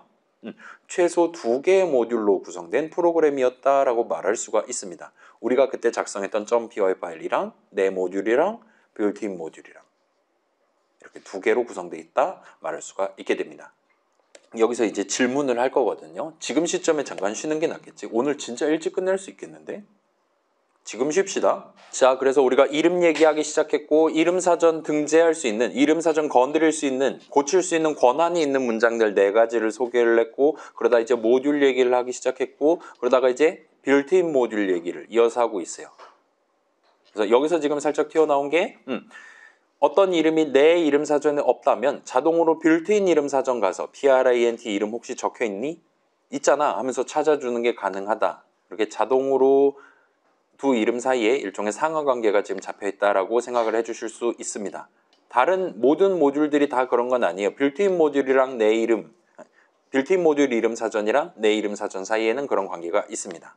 아무튼 그래서 우리는 헬로 월드 프로그램도 내 모듈이랑 내가 지금 작성하는 .py 파일이랑 빌트인 모듈이랑 이렇게 2개의 모듈로 구성했다라고 말할 수가 있게 되는 거예요. 그래서 자, 그럼 이제 질문을 해볼 수가 있습니다. 아니 뭐하러 이렇게 그냥 어차피 다 똑같은 이름인데 모듈 하나로 만들지 귀찮게 여러 개로 나눠서 각각 이름 사전 막 서로 다르게 가져가고 이렇게 구성합니까? 라고 질문을 할 수가 있습니다. 어차피 하나의 프로그램을 만들기 위해 지금 여러 모듈들을 쓰는 거란 말이에요. 그러면 어차피 프로그램은 하나인데 그냥 이름 사전도 하나만 놔두면 되는 거 아닙니까? 라는 질문을 할 수도 있습니다. 그리고 어떤 의미에서는 그게 타당한 클레임이라고 말할 수 있어요. 이런 복잡한 방식이 들어있기 때문에 파이썬 동네에서는 속도에서 조금은 손해를 보는 편입니다. 그렇긴 한데 그럼에도 이런 방식을 선택한 이유는 알다시피 모듈들은 지금 서로 다른 이름 사전을 갖도록 소유하도록 돼 있는데 이런 이름들을 험하게 다루면 나중에 큰일이 발생할 수 있기 때문이에요. 무슨 큰일이 발생할 수 있냐? 그래서 그 큰일을 한번 직접 내보도록 하겠습니다. 자, 여러분 인터랙티브 가셔서 이거 뭐 같이 해봅시다. 재부팅하고 한번 해볼게요. 자, 지금 여기서 할당문 프린트는 인트를 하고 엔터를 쳐봅시다. 엔터 치면 꺼져 하고 하는 게 아니라 그냥 오류 없이 그냥 실행이 돼버리는 걸 볼 수 있어요. 그럼 이제 프린트하고 엔터 치잖아요. 그럼 인트가 나옵니다.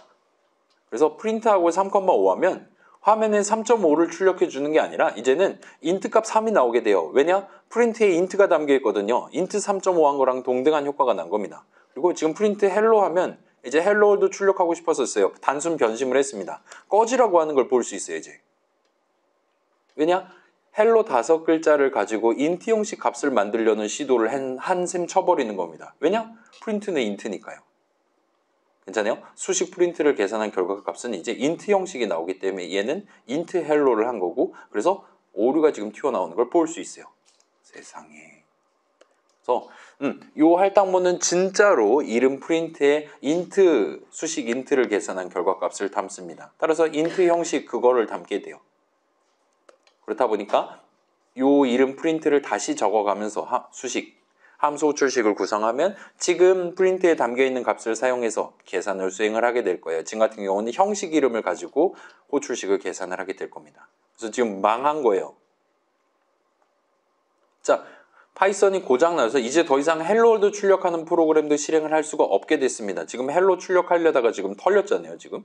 그래서 우리가 점점 공부를 하면 할수록 여러분이 파이썬 인터프리터가 얼마나 연약한 존재인지 마치 고양이 같은 느낌으로 내가 좀만 안 돌봐주면 바로 토라져 버리는 그런 친구라는 거 여러분 뼈저리게 느끼실 수 있게 될 거예요. 아무튼 이 친구는 지금 망가진 것 같아요. 근데 사실은 아직은 뭔가가 뭐 심각하게 오작동한다거나 컴퓨터가 재부팅 된다거나 저 아까 노트북 떨어뜨렸을 때 재부팅 당했단 말이에요. 진짜로.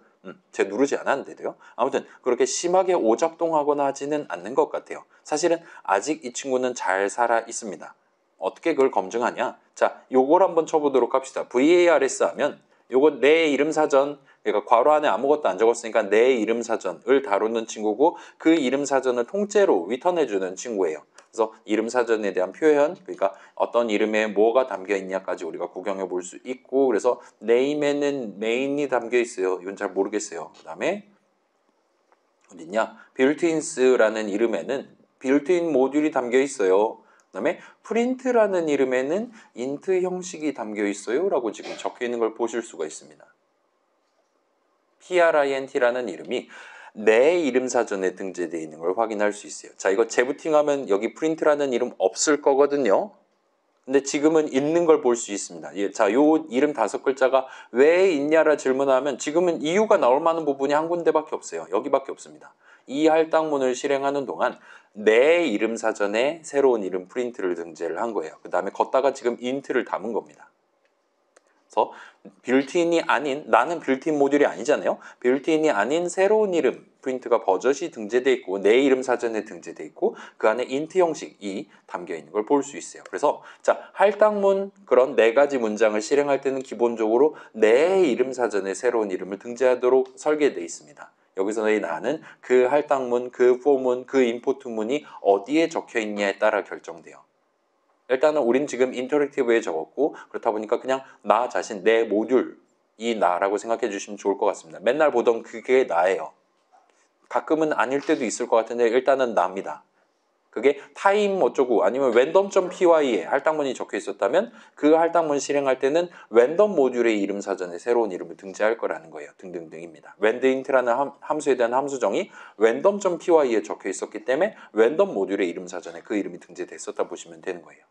비록 그 문장에 대한 실행을 우리가 우리.py 파일에 임포트문을 적음으로써 발동시켰다 하더라도 순수하게 그 문장이 어디 적혀 있냐, 어느 .py 파일에 적혀 있냐만 본다는 겁니다. 아무튼 그래서 내 이름 사전에 새 이름은 등재한다라고 했고 그 다음에 괄호 안에 아무것도 안 적은 dir 호출식 계산할 때도 그 dir 호출식을 내 모듈에다 적어놨다면 내 이름 사전 아니면 랜덤 모듈에다 적어놨다면 랜덤 이름 사전 이제 내가 랜덤이 되는 거니까요. 이름 목록을 리턴을 해주게 된다는 겁니다. 아무튼 그래요. 자, 그래서 내 모듈에 적혀있는 할당문 프린트는 int 엔터를 실행할 때는 built-ins.print가 다른 모듈의 이름 사전에 프린트라는 5글자가 있다 하더라도 전혀 신경 쓰지 않고 무조건 내 모듈의 이름 사전에 지금은 없을 테니까 새로운 이름 프린트를 등재를 하게 됩니다. 따라서 built-ins 이름 사전에 지금 막 max라든가 str이라든가 int라든가 꽤나 많은 일반 명사들이 일반 명사 아무튼 들어있단 말이에요. 우리는 그런 단어들 여러분이 원한다면 부담 없이 내 모듈의 이름 사전에 나도 내 버전 맥스 만들 거야 하면서 얼마든지 등재해 가면서 사용하실 수 있어요. 그렇게 한다 하더라도 그거는 여러분 모듈 이름 사전에 등재하는 거지 빌트인 모듈의 이름 사전을 건드리는 건 아니다라고 지금 말하고 싶은 겁니다. 따라서 안전하게 쓰셔도 돼요. 다른 이름 사전에 무슨 이상한 이름 있냐? 1도 신경 안 써도 된다는 겁니다. 언제? 할당문 등등을 실행해 가면서 새로운 이름을 등재를 할 때는요. 자, 이런 안전장치가 마련되어 있어요. 그러면 어떻게 해야 돼요? 이 안전장치를 해제하는 방법을 이제 배워야겠죠? 자, 이 코드를 한번 마지막으로 입력을 해봅시다. 위에 있는 코드는 지금 할당문을 적되 는 왼쪽에서 full name을 찍고 있어요. 나 지금 내 이름 사전에 프린트 등재하고 싶은 게 아니야.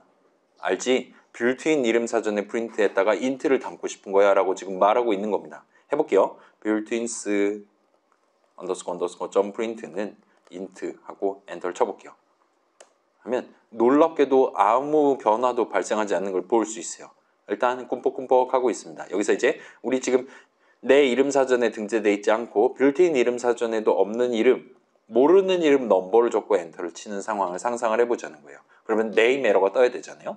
그러면 엔터를 치면 이런 식으로 뭔가 이상한 거 얘기하다가 그냥 나 다시 돌아갈래 하면서 자멸의 길로 지금 없었던 걸로 칠래요 하고 넘어간 걸 보실 수가 있어요. 그래서 한번 구경해 보면 자 봐봐요. 일단 여기까지는 성공적으로 말했어요. 네임이라고 떴습니다. 이름 넘버가 뭔지 모르겠어요. 근데 이거를 출력을 했단 말이에요. 이거를 출력을 하는 동안 뭔가 다른 문제가 있다는 걸 깨달은 겁니다. 그래서 지금 뭔가 잘은 모르겠는데 왜 제 손에는 인트가 있는 거죠? 하면서 지금 형식과 관련한 문제가 있어요. 그리고 이것도 오류 메시지잖아요. 또 출력하다가 또 인트가 왜 있는 거지 하면서 털리다가 결국은 손절을 치고 죽음을 택한 걸 보실 수가 있습니다. 그래서 지금 같은 경우는 진짜로 빌트인 모듈의 프린트를 빌트인 모듈의 이름 사전을 건드린 셈이 되는 거예요. 그럼 두 번째 걸 해봅시다. 새로운 생명인 친구한테 이번에는 del로 스타트하는 문장을 적고 엔터를 쳐볼게요. 그러면 역시나 아무 변화도 없고 넘버하고 엔터 치면 역시나 비슷한 느낌으로 재부팅을 하는 걸 볼 수 있는데 아까랑 비슷해요. 넘버 저 뭔지 모르는 이름인데요. 근데 저 뭔가 이상한 거 발견했어요 하면서 저 지금 프린트라는 이름 제가 모르는 이름인데요 라고 네임 에러가 뜨는 걸 볼 수 있어요. 프린트가 뭔지 모르겠어. 프린트가 뭔지 모르겠어. 왜 자꾸 프린트가 있는 거지? 하면서 셀프 프린트를 의미하는 겁니까? 본인도 지금 뭔가 잘못 생각하고 있다는 걸 깨달았는지 초심으로 돌아간 걸 보실 수가 있습니다. 아무튼 그래요. 여기까지 하면 진짜로 여러분 파이썬 인터프리터를 정밀하게는 아이들이라는 프로그램을 얼마든지 망가뜨리는 게 가능해요. 자, 요 할당무는 진짜로 파이썬 세계에 있는 그 함수 이름, 프린트의 풀네임을 불러버림으로써 빌트인 모듈의 이름 사전에 등재되어 있는 진짜 그 이름, 프린트에 인트 값을 담아버립니다. 그렇다 보니까 지금 뒤에서 프린트가 있어야 되는데 왜 인트, 내 손에 왜 인트가 있는 거지? 하면서 오류 메시지를 반복적으로 뱉다가 털리는 걸 볼 수 있었어요. 자, 그래서 아이들이라는 우리가 지금 보고 있는 하얀 창도 어엿한 파이썬 프로그램입니다. 그리고 그 안에는 지금 프린트 호출식이 여기저기 들어있어요. 그렇다 보니까 여기서는 지금 네임 에러랑 오류 메시지 출력 열심히 진행하다가 출력이 잘 안 되는 것 같은데 방금 전 출력하다 문제 생겼는데를 반복하다가 결국 정신줄을 놔버렸다라고 생각해 주시면 좋을 것 같아요. 아무튼 요 밑에 있는 요 DEL로 스타트하는 델문 정도로 부를 수 있을 것 같아요. 요 DEL은 아마도 딜리트의 줄임말일 것 같습니다. 일단 정식 명칭은 DEL 스테이트먼트예요. 그렇고 자 얘는 말 그대로 이름 사전에서 이 이름을 딜리트 해버리는 용도로 적을 수 있는 문장입니다. 이름 사전에 뭐 예를 들면 인사가 적혀 있다고 그러면 이젠 너는 인사를 모르는 몸이 돼야 돼 하면서 딜리트 문을 적어두는 게 가능합니다. 그래서 방금 전에는 뭐 타입 에러 같은 거 연타가 나왔지만 지금 같은 경우는 아예 프린트라는 이름 자체를 전 모르는데요. 제 사전에 없는 이름인데요 하면서 열심히 부들거리고 있는 아이들을 구경하는 게 가능했었다 보시면 돼요. 자, 그래서 다시 말씀드릴게요. 프로그램을 여러 모듈로 나눠서 구성하는 가장 큰 이유는 이처럼 모듈마다 서로 다른 이름 사전을 갖게 해두고 일종의 최소한의 안전장치를 마련을 해두기 위해서라고 봐주시면 됩니다. 그래서 타임.프린트랑 빌트인스.프린트는 서로 다른 모듈의 이름 사전에 등재되어 있기 때문에 서로 다른 이름이다 라고 말할 수 있어요. 이 말은 각각 서로 다른 ID 값, 서로 다른 뭐 3이든 5든 값을 담아두는 게 가능하다는 겁니다. 그래서 이렇게 구성해 놨다면 각각의 모듈 내용물 구성하는 프로그래머들이 예를 들면 타임 모듈 구성하는 프로그래머가 다른 친구 랜덤 모듈 구성하는 친구가 무슨 이름 지금 사전에 등재하나 같은 거 전혀 1도 고려하지 않고 그냥 본인 모듈의 이름 사전만 신경 써가면서 얼마든지 코드를 작성할 수 있어요. 근데 혹시나 다른 모듈, 예를 들면 타임 모듈 코드 적고 있는데 나 지금 랜덤 모듈 기능이 필요하다. 그때는 임포트 랜덤 한 다음에 얼마든지 풀네임을 적어가면서 점점점 찍어가면서 원하는 모듈의 이름 사전에 있는 원하는 이름을 언제든지 특정할 수 있기 때문에 사용성 측면에서도 이름 사전이 여러 개 있다고 막 걸리적거린다든가 뭐 가능하던 게 불가능해진다거나 하는 케이스는 발생하지 않는다 보시면 됩니다. 따라서 다른 모듈 내용 전혀 신경 쓰지 않고 여러분만의 이름 사전에 여러분만의 다양한 이름들 편하게 적어가면서 얼마든지 진행하실 수 있어요. 물론 이게 보안 측면에서 시큐리티 측면에서 모든 거를 다 모든 오타라든가 모든 오류라든가 모든 해킹을 다 막는 건 물론 전혀 아니기는 합니다. 저런 딜리트 문이라든가 아니면 남의 이름 사전을 건드린다거나 그런 트롤링에 털리고 있기는 하지만 뭐 그거는 그런 문장을 적은 그 사람 책임이다라고 말하면 되니까요. 회사 같은 데서는 그 사람을 자르면 되는 거잖아요. 모든 게 해결됩니다. 그래서 그런 측면에서 생각해 본다면 뭐 그럭저럭 편의성을 위해서 그다음에 안정성을 최소한 확보하기 위해서 이름 사전은 각각 모듈마다 서로 다르게 가져가게 해둘 수 있고 그렇게 했을 때 확실히 장점도 있는 것 같구나라고 여러분 생각해 보실 수 있을 겁니다. 그래서 이 정도까지 하면 스코프라는 단어를 소개를 할 수가 있게 돼요. 자, 여러 이름 사전이 존재할 때 누구 거를 우선 볼 것이냐, 우선 확인해 볼 것이냐에 해당하는 개념을 프로그래밍 동네에서는 스코프라고 불러요. 스코프 그막 망원경 같은 느낌이에요. 그래서 4배율 스코프 같은 걸 써서 가까운 데 있는 이름 사전을 검색을 했는데 가까운 데는 지금 내 책장에 꽂혀있는 이름 사전이 가장 간단하겠죠. 그 친구를 검색했는데 지금 프린트라는 이름, 인트라는 이름이 안 보인다라면 얼마든지 좀 더 멀리까지 볼 수 있는 스코프를 써서 더 멀리 있는 빌트인 모듈의 이름 사전을 검색해 줄 수 있습니다. 우리의 파이썬 인터프리터는 하얀 창 뒤에서 그걸 자동으로 해주도록 설계되어 있어요. 일단 빌트인 모듈에 대해서는 이런 스코프 관점에서의 상하관계가 존재한다 볼 수 있습니다. 그래서 여기까지 하면 이제 본론 얘기가 끝이 납니다. 좀 복잡한 얘기가 튀어나오고 모듈 얘기, 파일 얘기가 튀어나오긴 했는데 일단 이 정도로 오늘은 본론 얘기를 끝을 내두고 다음 주에 이제 이름과 관련한 조금만 더 복잡한 얘기 이어서 진행하고 실행과 관련한 얘기하면 중간고사 범위가 끝이 날 것 같습니다. 그래서 일단 다음 주는 시험 기간이니까 우리 지금 뭐 본인이 앞뒤에 시험이 있다라면 저한테 얘기를 해주시면 여기서 시험 공부하셔도 되고 물론 먼저 시험 준비하러 가시거나 하는 것도 얼마든지 봐드릴 수 있으니까 여러분 다시 말씀드릴게요. 제가 누누이 1학년 친구들한테 2사학번 친구들한테 강조하는 거지만 미적 점수는 태어날 때 결정되는 게 맞아요. 그렇긴 하지만 지금 안 하면 그 결정된 점수조차도 못 따게 됩니다. 그렇기 때문에 기초 과목 나중에 재수 강하면 되게 많이 고생하니까 일단은 지금은 기초 과목들 공부에 집중해 보도록 합시다. 아무튼 오늘 남은 시간에는 지금 약 55분 정도가 남았는데 살짝 시간을 들여서 이 과제 넘버원 예시 코드 지금 올라가 있는 것 저랑 같이 구경해 보도록 할게요. 자, 그때 부제가 데이터 흐름 있기였고 여러분 그 우리 400명 톡방 있잖아요. 그 다음에 우리 수업용 톡방 있잖아요. 이제 어제 그저께랑 3일 전 정도까지는 수많은 친구들이 똑같은 문제로 몇십 번을 물어보는 걸 여러분 경험을 해볼 수 있었을 겁니다. 그거랑 관련된 내용 섞어가지고 살짝 정리해보는 시간을 가져보도록 하겠습니다. 그래서 몇 가지를 조금 이따가 제가 한번 소개해드리고 오늘은 최종 목표는 없어요. 느낀 점만 적고 집에 가시면 될 것 같습니다. 그래서 이거 구경은 저랑 같이 띄워놓고 해봅시다. 자, 일단은 먼저 게임 자체를 살짝 구경을 해볼게요. 여러분 이 친구 F5 바로 누르실 수 있고 파일이 2개 있긴 하거든요. 이런 식으로 파일이 2개 있는데 둘 다 이렇게 같은 폴더에 놔둔 상태로 F5를 누르시면 됩니다. 우리 과제 넘버2랑 다를 바 없어요. 그 다음에 게임 한 다음에 괄호를 닫고 하시면 이제 간단 버전이랑 숫자 제곱 게임 같은 경우는 세부 설명 버전, 보물찾기 게임은 GUI 버전 아까 소개해드렸던 그거가 지금 들어있다 보시면 돼요. 일단 숫자 제곱 게임 세부 설명 버전을 한번 봅시다. 이 친구는 이제 인간이 좀 더 편하게 머릿속으로 생각을 좀 더 편하게 할 수 있도록 뭔가 통계 결과를 우리한테 보여주도록 설계해놨어요. 그래서 0번째 자리에 숫자 1이 정답일 확률, 지금은 모든 친구들이 다 동등한 확률을 갖게 되니까 지금 9분의 1씩 적혀있는 셈이 됩니다. 0번째 자리에 1이 정답일 확률은 9분의 1인 거예요. 그 다음에 1이 2가 등등이에요. 9개 중에 하나가 정답이니까 맞죠? 그래서 정답 후보 수는 504개가 지금 존재하는 거고 여러분이 예를 들면 1, 2, 3하고 엔터를 치면 그 결과를 토대로 저는 지금 원볼이 나왔습니다. 가장 안 좋은 수가 나왔어요. 그래서 이제 1, 2, 3이 원볼이 될 만한 후보는 이제 180개가 남아있는 상태입니다. 그 다음에 스트라이크가 없으니까 일단 숫자 1은 0번째 자리 답은 절대 아니게 돼요. 1번째, 2번째일 수는 있습니다. 그래서 얘네들 확률만 소폭 지금 상승한 걸 볼 수 있어요. 그럼 이제 4, 5, 6을 한번 때려보겠습니다. 하면 저는 지금 또 원볼이 나왔어요. 지금 아주 안 좋은 상황이 발생을 했습니다.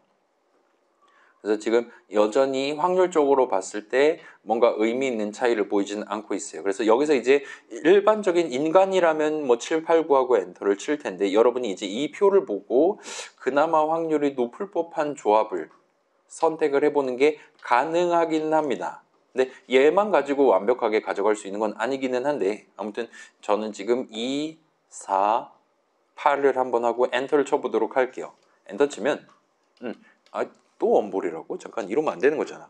2, 4, 8이 원볼이다. 그러면 어디 봅시다. 1, 2, 3, 4, 5, 6, 2, 4, 8이니까 남은 후보 수는 18개가 남았고 지금 일단 6, 7, 8, 9랑 3은 그러니까 7, 8, 9는 지금 2번째 자리 숫자는 아니다라는 결론이 나왔어요. 이건 어떻게 결론이 나왔냐?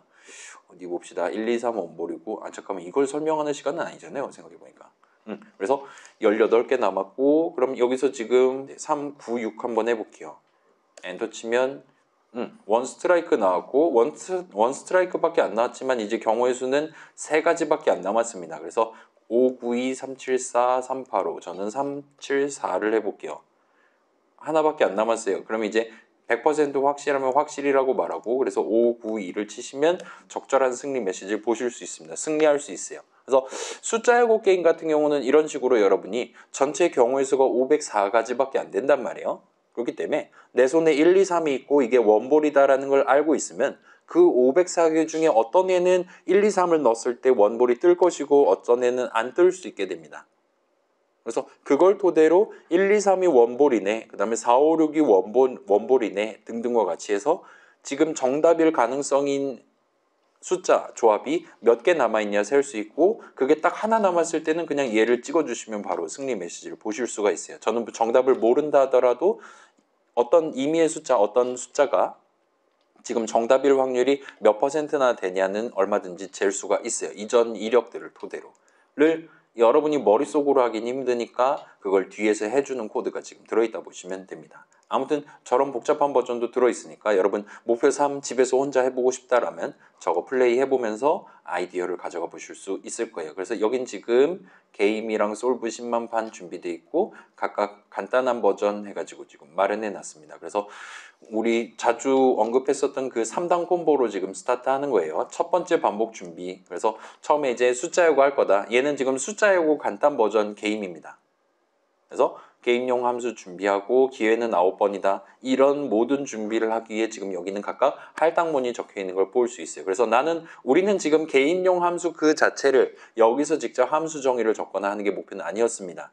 따라서 남이 만들어준 개인용 함수가 계산 결과값으로 나오는 수식을 적기만 하면 돼요. 그걸 가지고 할당문을 구성하시면 됩니다. 그럼 이제 나는 나중에 G를 가지고 저 사람이 지금 나한테 리턴해준 그 뭔가를 쓸 수가 있게 되는 거예요. 반면 숫자하고 기회는 9번이다 라는 건 누구나 동의할 수 있는, 나도 이미 알고 있는 팩트잖아요. 그렇기 때문에 여기 같은 경우는 지금 리터럴을 적어 놓은 겁니다. 숫자하고는 기회가 9번이 맞아요. 그 명백한 사실을 이 프로그램 안에서도 똑같이 써야 되니까, 이 함수 내용을 안에서도. 따라서 리터럴 9를 적고 그걸 라이프에다 담아두고 스타트하도록 하는 겁니다. 그래서 while문 시작하기 직전부터 게임용 함수는 준비가 됐고 기회는 9번이 남아있는 상태로 스타트를 해요. 라이프가 남아있는 동안 이제 본문도 역시나 지금 보시면 할당문의 향연이죠. 그래서 사용자로부터 숫자 3개 입력받는데 우리는 나중에 사용자가 1을 적을지 4를 적을지 모르기 때문에 이번에 사용자가 고른 숫자가 계산 결과값으로 나올 법한 그런 수식을 여기다 적어서 할당문을 구성을 한 거예요. 를 복붙해서 3배 뻥튀기를 해둔 거고, 그럼 이제 내가 만든 건 아니지만 개인용 함수, 내가 정한 건 아니지만 3개의 숫자를 조합해서 총 4개의 숫자를 조합해서 이번 게임 한 라운드를 돌리는 게 가능합니다. 그리고 그 결과를 뭐가 나왔을지 모르겠지만, 나오게 될지 모르겠지만 나는 내가 정한 이름에 담아둘 수가 있어요. 그 다음에 이제 리절트에 담겨있는 값을 분석을 해서 눈앞에 있는 사용자한테 던져주는 게 가능합니다. 그래서 여기 같은 경우는 그 민증을 깐다라고 표현을 했잖아요. 그래서 불 형식이 나왔다면 걔는 true거나 또는 false입니다. 근데 true가 나왔다면 승리 메시지를 출력하고 함수 내용물 실행을 끝을 내버리면 돼요. 근데 만약에 return을 하지 않았다, 그러니까 적절한 승리 메시지 출력하고 리턴을 하지 않았다라는 건 result는 true가 아니었다라는 얘기가 됩니다. 따라서 result에 false가 담겨 있었다라는 얘기가 돼요. 그래서 만약에 적절한 반칙패 안내 메시지를 출력한다라는 건, 그러니까 if문의 다음 문장을 실행한다라는 건 if문의 조건식을 계산했을 때 false가 떴다는 얘기입니다. 왜냐? 조건식 계산했을 때 true가 떴다면 반드시 리턴문을 실행할 거기 때문에 반드시 if문 다음 문장을 절대로 실행하지 않을 거기 때문이에요. 그래서 여기는 별도로 이건 저만 적을게요. result 넣는 false는 여기서는 적을 필요가 없는 상황이었던 거예요. 그렇죠? 명제 대우를 활용하실 수가 있습니다. 분기 흐름 할 때 자주 써먹는 거니까 우리 그것도 생각해 볼 수 있어요. 우리 동방예의 지국 생각해 봐요. 그때 이제 여러분 수의 성질 중에 실수의 성질 중에 뭐라 그래야 되지? 오밀조밀한 그 성질이 있잖아요. 그러니까 두 실수를 비교할 때 항상 두 실수는 서로 같거나 아니면 한쪽이 더 크잖아요. A랑 B랑 비교하면 A가 크거나 A랑 B랑 같거나 B가 크거나 무조건 이 세 가지 경우 중에 하나에 해당하잖아요. 동방예의지국 할 때도 사실은 그 속성을 우리가 사용한 셈입니다.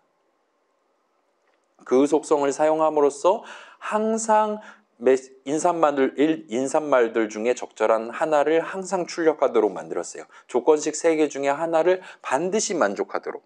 근데 반드시 하나만 만족하도록 그때 이 부분 3개의 조건식을 적절하게 지정했다 보면 돼요. 실수의 성질, 숫자의 성질을 활용해서요. 그래서 그런 거 비슷한 느낌으로 분기 흐름 쓸 때는 조금 그런 수학적인 여러분 미적 시간에 아니면 우리 고등학교 수학 때 배웠을 그런 조금 논리적인 것들을 들고 가시면 적는 횟수를 조금 줄일 수 있습니다. 아무튼 자, 그래서 위턴 형식이 불이면 무조건 위턴했을 거예요.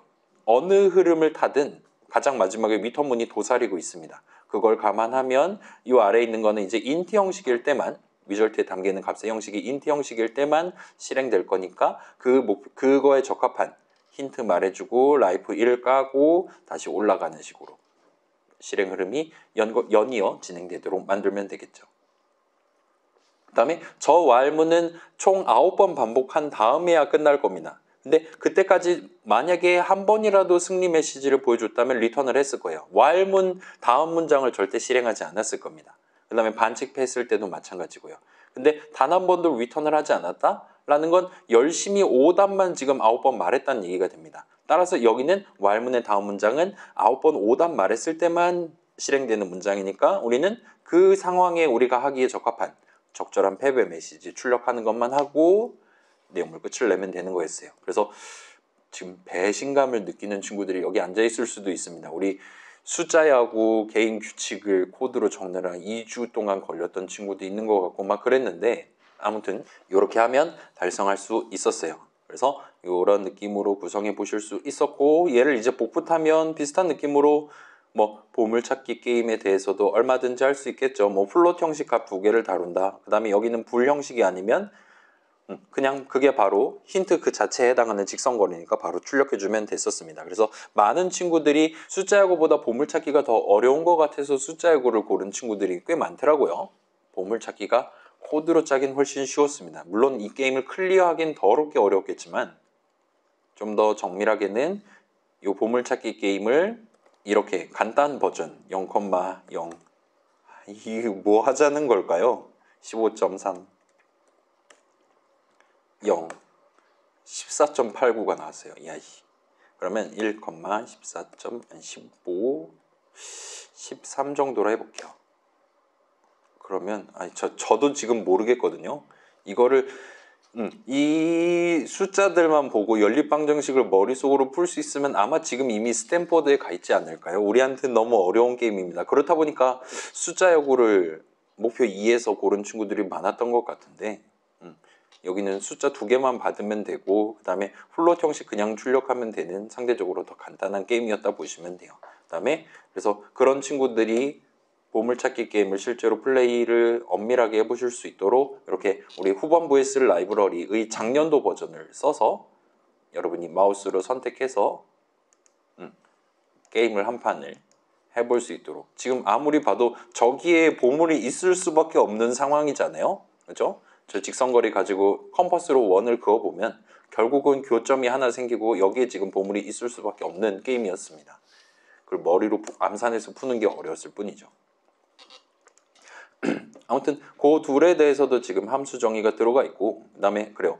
이렇게 있고 요것만 한번 봅시다. 요 숫자 야구 게임 그 확률 같은 거 통계 계산해서 보여주는 그 버전이에요.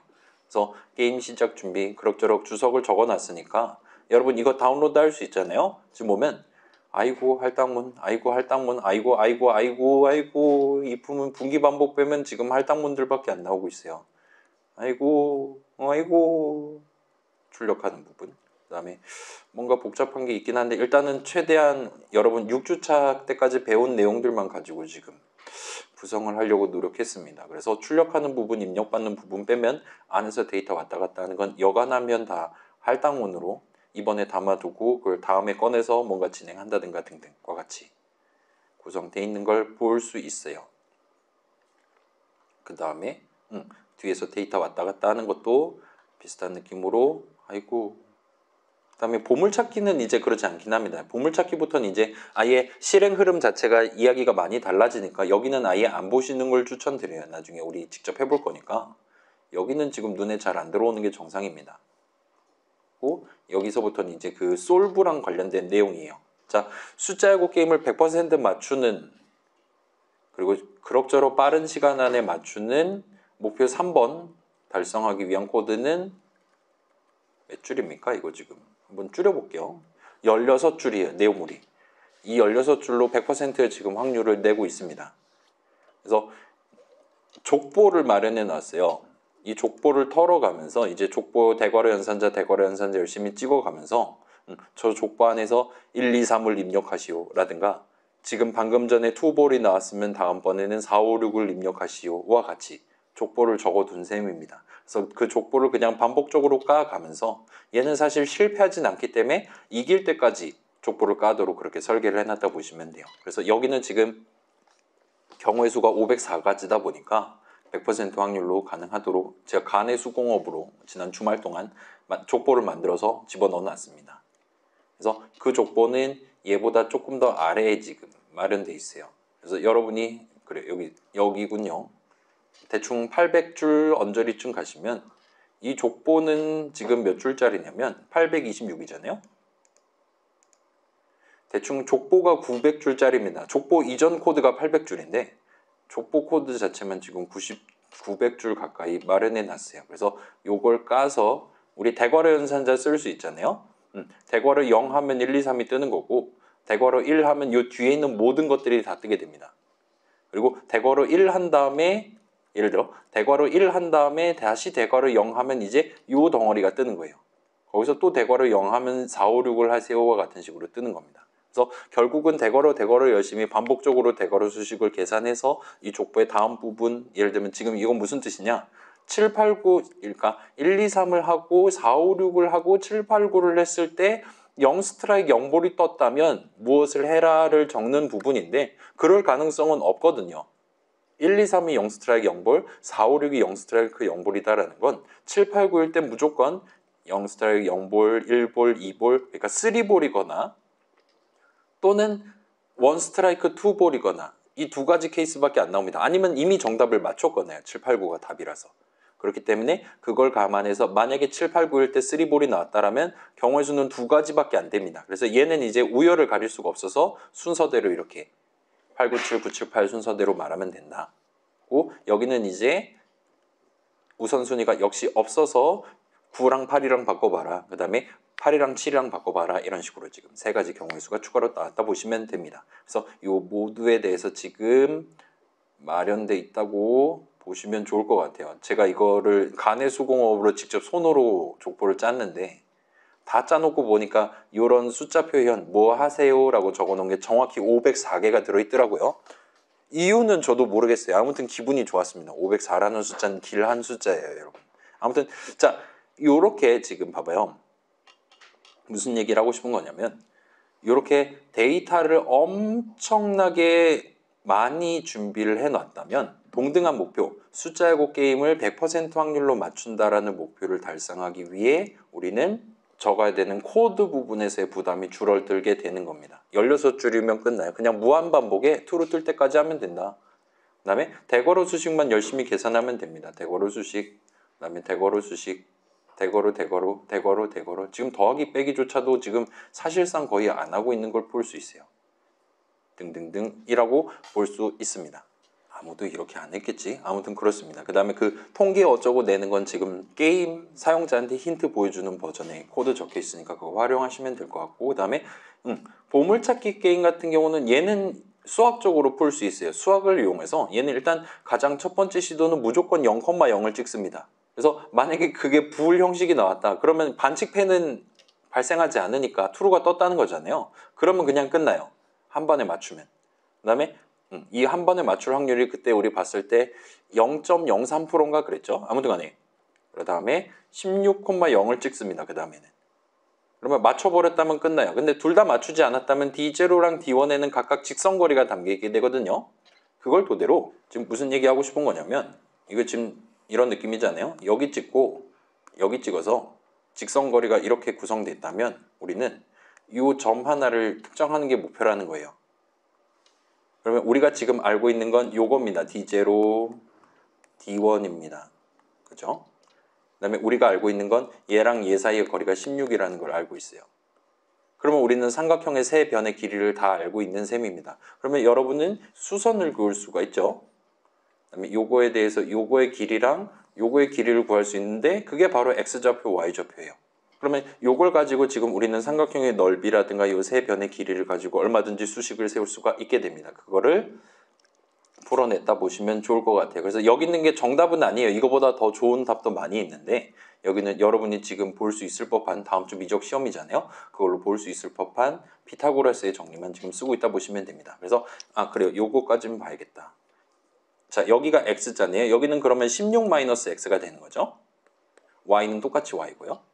그래서 그걸 토대로 이제 피타고라스 정리를 쓸 수가 있습니다. 양쪽 삼각형에 대해서. 그래서 x제곱 더하기 y제곱은 d0 제곱 왼쪽 점이죠. 0,0에서 찍었을 때 그 직선거리입니다. 그 다음에 요거는 16,0에서 찍었을 때 직선거리를 이렇게 x에 대한 식, y에 대한 식. 그래서 얘를 전개를 할 수가 있고 그 다음에 그거를 좌변에 x제곱 더하기 y제곱만 놔둔 상태로 우항에다 몰아넣을 수가 있어요. 그러면 0번 좌항이랑 1번 좌변이 똑같아지는 거잖아요. 얘네 둘을 조합하면 이제 y를 소거할 수가 있게 됩니다.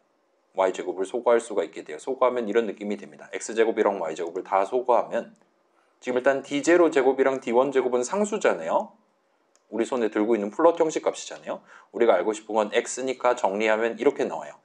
그래서 얘를 먼저 계산하고 이제 x를 알고 있다는 측면 아래서 여기서 x를 알고 있는 거니까 얼마든지 y를 구할 수 있겠죠. 그래서 구하도록 하면 됩니다. 그래서 거리의 제곱 구해두고 x값 구하고 그 다음에 그 x값이랑 y값 즉석에서 구해서 g를 호출하면 100% 확률로 정답이 나오게 됩니다. 이거는 적용한 친구들이 꽤 있는 것 같더라고요. 이제 어르신들이라든가 다른 학교에는 이제 뭐 20학번이라든가 이런 친구들도 있다 보니까 그래서 다행히도 요 곱하기 연산자가 있기 때문에 우리가 지금 시점에도 우리가 제곱근을 구해서 쓸 수 있으니까 써서 하시면 얘도 100%가 뜹니다. 그래서 이 두 가지 버전이 지금 마련돼 있고 그래서 솔브해서 여러분이 직접 시도해 보실 수 있고 요 보물찾기 게임 같은 경우는 아주 제가 지금 아마도 이거 반드시 100%는 아닐 거거든요. 매우 희소한 확률로 얘가 100%가 안 뜰 수도 있어요. 제 예상이 맞다면. 그렇긴 한데 만약 그렇다면 로또를 풀매수 하시면 됩니다. 그 정도의 진짜 희박한 확률로 100%가 안 뜰 수 있어요. 얘는 확실히 100%가 뜬다는 걸 지금 검증까지 맞춰놨고요. 1, 2, 3부터 9, 8, 7이 답이다라고 가정했을 때 항상 답을 맞추냐?